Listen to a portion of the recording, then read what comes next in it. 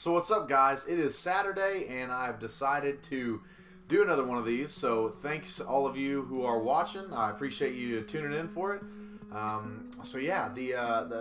the past few, I guess some of you have probably seen on Facebook and some of the things that I've posted over the past probably 6 months. I've just kind of been in a generally, I don't know, I guess you could say a little depressed. Over the last, man, it seemed like a really long time. I've never had a phase like this in my life, and so this coming about has been really strange for me, and a lot of it was onset by my cousin's death in the spring of last year, and then along with my grandma's death in the fall of this year, and so the fall of last year. And so I think all of those things, they kind of took a toll on me spiritually, mentally, and emotionally that I hadn't really prepared for. Didn't know that they would have the kind of effect long term as far as my everyday kind of stuff went, and just missing my cousin and that kind of thing,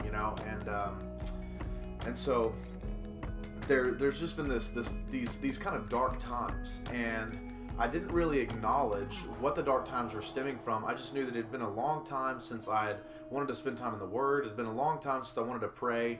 I would get into these phases where I go 3 or 4 days of doing it and then just kind of tire out and quit on it, and then I'd go a couple weeks without reading or a couple of weeks without praying, and just kind of was doing life on my own, and it wasn't really an explanation for it. It wasn't like I was having a conscious thing. It wasn't a rebellion against God. It was just a deep time, a dark time of my life that I was confused about, and I didn't understand. I didn't understand a lot of things, and I didn't understand why I was feeling this way. And by no means did I have any doubts whether God was good or not. I knew that God was still good, but just had this weird, spiritual battle going on. And it was until I came across a Jefferson Bethke video, and I'll try to link it up here. I'll try to figure out how to do that, about talking about the dark times and this idea that in Hosea 2, God says, I will lead her into the wilderness and speak tenderly to her. And this is outside of Israel, where this is all desert. This is after they've been led into the promised land. They've been in the desert for all this time. Now they're in the promised land. And, God says he's going to draw them back out to the wilderness. The wilderness is dark. It's cold at night, hot during the day. There's no vegetation. There's no life. It's just dead. And I thought it was really interesting because the same thing happens with stars at night. The stars are always there. They're there during the day, but it seems we don't get to see them until they come out at night.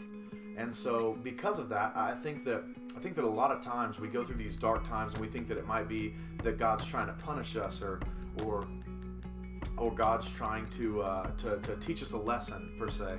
And I don't think that that's it at all. I think that a lot of times that God draws us out of the light and into the darkness, not to give us a scolding, but so that we can see Him brighter there. There's no place you can see the stars brighter than the wilderness. There's no light pollution. There's no distractions. And I think sometimes God draws us out of the seemingly really bright and exciting times into what we would consider dark times, not to put us into dark times, but so that we can see Him even more gloriously. And all of a sudden, everything clicked to me, and in an instant, the depression was gone, and I started getting going again, and started getting excited about everything that God was doing in me, and so I had come across a beautiful eulogy song that at the very end of it, he says, he's talking about just wanting to be with Jesus, wanting to be with God at times when life is tough and you're just wanting to get to heaven. And he says, but until then, I'll remain where you have me, with joy when I feel unhappy, and a peace that surpasses all my understanding. I'm resting in the arms of your love everlasting. And that was another encouraging thing, just thinking, man, God, when all of these unfulfilled things, while all of these unfulfilled things are happening, I'm just gonna stay where you have me. I'm gonna grind this out. I'm gonna focus on you. I'm gonna spend the time that I need focusing on you, getting closer to you in these dark times, because these dark times were not meant for me to be pushed away from God, but that I would be drawn into God in these times. And so that's what changed my entire perspective. It's what has changed changed my life in the past few weeks or months. And so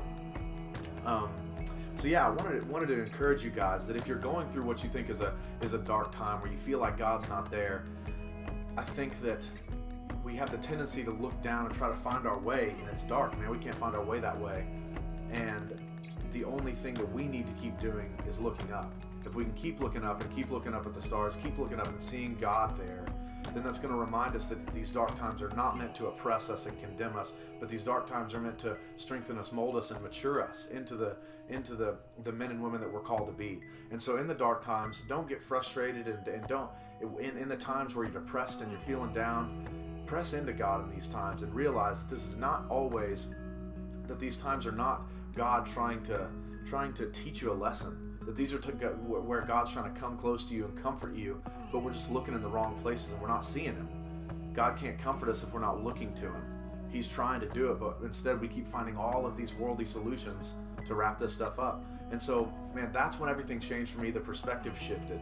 And so I hope this helped. I hope that God could use this to encourage you. If any of you are in the dark times, man, I understand you, and I feel your pain. I know it's tough, man. There seems like there's no solution to it, and I don't think that there is. I don't think that there's any magical solution. There's no trick that I could tell you.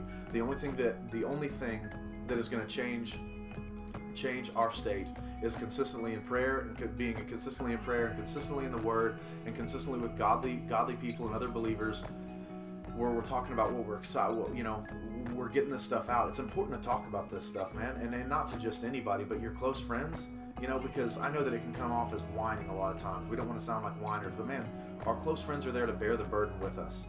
And so find those close people around you that you can pour this stuff into, because they're there to help carry your burdens. And it's impossible to carry these burdens on your own. That's not the way Jesus designed it. And so if you are in these times, all we've got to do is keep looking up and keep pouring out to other believers. Stay in the Word and stay in prayer. Thanks a lot, guys. God bless.